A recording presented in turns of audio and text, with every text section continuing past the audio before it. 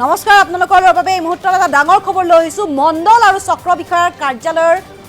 কাৰ্যালয়ক লৈ এটা ডাঙৰ খবৰ কিয়নো এতিয়াৰ পৰা মণ্ডল আৰু চক্ৰ বিষয়াৰ কাৰ্যালয়ে মানি চলিব লাগিব কঠোৰ নিয়ম কি কঠোৰ নিয়ম মানি চলিব লাগিব আমি সবিস্তাৰে জনাবলৈ চেষ্টা কৰিম এই মুহূৰ্তত এটা ডাঙৰ খবৰ কিয়নো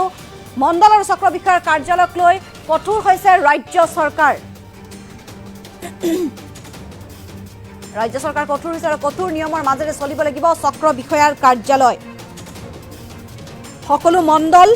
কঠোৰ নিয়মানুবৰ্তিতাৰ মাজেৰে চলিব লাগিব নিয়ম অমান্য কৰা সকলৰ বিৰুদ্ধে লোৱা হ'ব বিহিত ব্যৱস্থা যিসকলে নিয়ম উলংঘা কৰিব তেওঁলোকৰ বিৰুদ্ধে কঠোৰ ব্যৱস্থা গ্ৰহণ কৰিব আনহাতে আমি দুৰ্নীতিৰ বিৰুদ্ধে ব্যৱস্থা ল'বলৈ কুণ্ঠাবোধ নকৰো বুলি মন্তব্য কৰিছে মন্ত্ৰী কেশৱ মহন্তই আৰু ৰাজহ মন্ত্ৰীৰ দায়িত্ব লৈ মণ্ডলক কঠোৰ সকিয়নি দিছে কেশৱ মহন্তই ৰাইজ সকলোৰে ওপৰত আৰু সাধাৰণ ৰাইজক বাদ দি একো সম্ভৱ নহয় বুলি কৈছে মন্ত্ৰীগৰাকীয়ে আৰু চক্ৰ বিষয়াৰ কাৰ্যালয়ৰ বিষয়ে এইসমূহ কথা নিশ্চিত কৰিব লাগিব ৰাইজক অপমান হিয়ই কৰা কোনো বিষয়া কৰ্মচাৰী হাৰি যাব নোৱাৰিব মণ্ডলৰ দালালি আহি কেতিয়াও দিছপুৰ পাবহি নোৱাৰে যদি আছে মণ্ডলৰ দালালি চক্ৰ বিষয়াৰ কাৰ্যালয়তে শেষ হ'ব আৰু মণ্ডলৰ দালালি এতিয়া অসমত আগৰ নিচিনাকৈ কৰিব পৰা নাই এতিয়ালৈকে 56জনকৈ অধিক মণ্ডল বিভিন্ন অভিযোগত অভিযুক্ত হৈছে আৰু সিস্টেমটো এনেদৰে সলনি হৈ গৈছে মণ্ডলৰ দালালি ক্ৰমে বন্ধ হৈ গৈছে বুলি মন্তব্য কৰিছে মন্ত্ৰী কেশৱ মহন্ত আমাৰ লগত মন্ত্ৰী কেশৱ মহন্তৰ মন্তব্য আছে আমি মন্তব্য আগবঢ়াইছো মণ্ডলৰ মই এটা কথা প্ৰথম নাকচ কৰিছোঁ মণ্ডলৰ দালালিয়ে দিছপুৰ নেপায়হি মণ্ডলৰ দালালি তাতেই চাৰ্কুল অফিচতে শেষ হ'ব থাকে আছে যদি কিন্তু মণ্ডলৰ দালালি আগৰ নিচিনা কৰিব পৰা নাই আমাৰ 56জনমান মণ্ডল ইতিমধ্যে এই দীঘলীয়া সময়ছোৱাত বিভিন্ন অভিযোগত অভিযুক্ত হৈছে এই গোটেই কথাখিনি সিস্টেমটো এনেকৈ সলাই অহা হৈছে সিস্টেমটো লাহে লাহে যেনেধৰণে আমি মানে ডিজিটেলি আনিছোঁ আগৰ নিচিনা আবেদন এখন কৰিলে এতিয়া পেলাই থ'ব নোৱাৰে তেওঁলোকে সেটল কৰিবই লাগিব এতিয়া আমি আৰু কিছু এই 2-4 দিনত আমি আলোচনা কৰিছোঁ এই বিষয়টো যাতে আৰু এটা আমি সিস্টেমৰ মাজলৈ আনিম যাতে কোনেও আবেদন এখন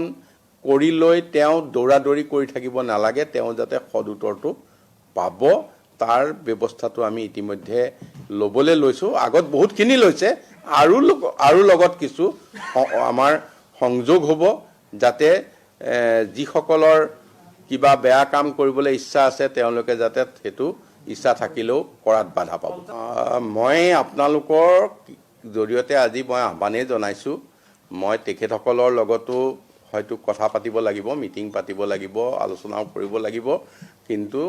চাৰ্কুল অফিচটো অতি ডিচিপ্লিনৰে চলিব লাগিব মণ্ডলসকলো চলিব লাগিব এইটো তেখেতসকলে নিজেই নিশ্চিত কৰিব লাগিব অন্যথা ইয়াত যেনে ধৰণৰ ব্যৱস্থা ল'ব লাগে আমি ব্যৱস্থা ল'ম এইটোত কোনো কুণ্ঠাবোধে নকৰোঁ কাৰণ ৰাইজ সকলোৰে ওপৰত ৰাইজক যদি কোনোবাই অপমান কৰিছে তেনে অভিযোগ পাওঁ আৰু ৰাইজক যদি ক'ৰবাত হেয় কৰিছে তেনে কোনো বিষয়া কৰ্মচাৰী বা মই নিজে বা কোনেও আমি ৰেহাই পাব লগা নাই ৰাইজ আমাৰ গণতন্ত্ৰত ৰাইজ ওপৰত ৰাইজক আমি ৰেসপেক্ট কৰিব লাগিব সন্মান কৰিব লাগিব ৰাইজক সন্মান কৰি আমাৰ প্ৰতিজন বিষয়া কৰ্মচাৰীয়ে কাম কৰিব লাগিব আৰু আছিল মন্ত্ৰী কেশৱ মহন্তৰ মন্তব্য মণ্ডল আৰু চক্ৰ বিষয়াৰ কাৰ্যালয়ক লৈ কঠোৰ হৈছে ৰাজ্য চৰকাৰ কঠোৰ নিয়মৰ মাজেৰে চলিব লাগিব চক্ৰ বিষয়াৰ কাৰ্যালয় সকলো মণ্ডল কঠোৰ নিয়মানুবৰ্তিতাৰ মাজেৰে চলিব লাগিব নিয়ম অমান্য কৰা সকলৰ বিৰুদ্ধে লোৱা হ'ব বিহিত ব্যৱস্থা আমি দুৰ্নীতিৰ বিৰুদ্ধে ব্যৱস্থা ল'বলৈ কুণ্ঠাবোধ নকৰো বুলি কৈছে আৰু ৰাজহ মন্ত্ৰীৰ দায়িত্ব লৈ মণ্ডলক কঠোৰ সকিয়নি দিছে কেশৱ মহন্তই ৰাইজ সকলোৰে ওপৰত সাধাৰণ ৰাইজক বাদ দি একো সম্ভৱ নহয় বুলি কৈছে ৰাইজক অপমান কৰাৰ কোনো অভিযোগক আমি ৰেহাই নিদিওঁ আৰু লগতে তেওঁ কৈছে যে বিষয়া কৰ্মচাৰী হাৰি নাযাব ৰাইজক অপমান হেয় কৰা কোনো কৰ্মচাৰী বা বিষয়াকে হাৰি নাযাব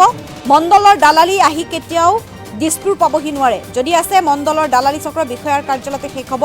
মণ্ডলৰ দালালি এতিয়া অসমত আগৰ নিচিনাকৈ কৰিব পৰা নাই এতিয়ালৈকে 56জনকৈ অধিক মণ্ডল বিভিন্ন অভিযোগত অভিযুক্ত সিস্টেমটো এনেদৰে সলনি হৈছে আৰু মণ্ডলৰ দালালি ক্ৰমে বন্ধ হৈ গৈছে মই পুনৰ মন্তব্যটো শুনাম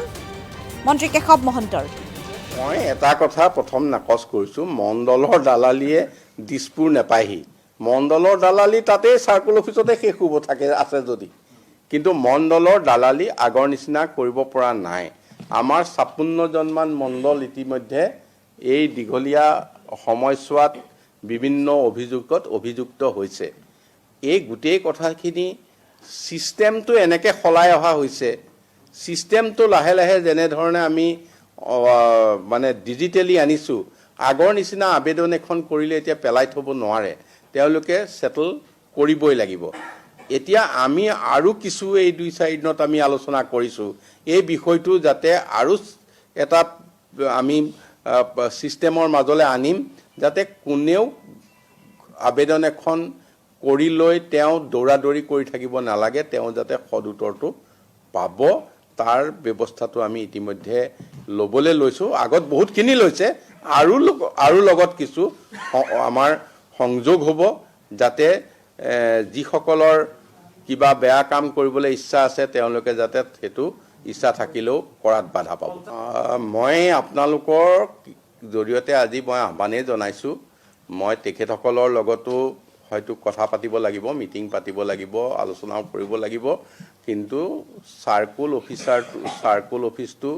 অতি ডিচিপ্লিনৰে চলিব লাগিব, মণ্ডলসকলো চলিব লাগিব, এইটো তেখেতসকলে নিজেই নিশ্চিত কৰিব লাগিব। অন্যথা ইয়াত যেনেধৰণৰ ব্যৱস্থা ল'ব লাগে আমি ব্যৱস্থা ল'ম, এইটোত কোনো কুণ্ঠাবোধেই নকৰোঁ। কাৰণ ৰাইজ সকলোৰে ওপৰত, ৰাইজক যদি কোনোবাই অপমান কৰিছে তেনে অভিযোগ পাওঁ, আৰু ৰাইজক যদি ক'ৰবাত সেৱ কৰিছে তেনে কোনো বিষয়া কৰ্মচাৰী বা মই নিজে বা কোনেও আমি ৰেহাই পাব লগা নাই। ৰাইজ আমাৰ গণতন্ত্ৰত ৰাইজ ওপৰত, ৰাইজক আমি ৰেচপেক্ট কৰিব লাগিব, সন্মান কৰিব লাগিব, ৰাইজক সন্মান কৰি আমাৰ প্ৰতিজন বিষয়া কৰ্মচাৰীয়ে কাম কৰিব লাগিব।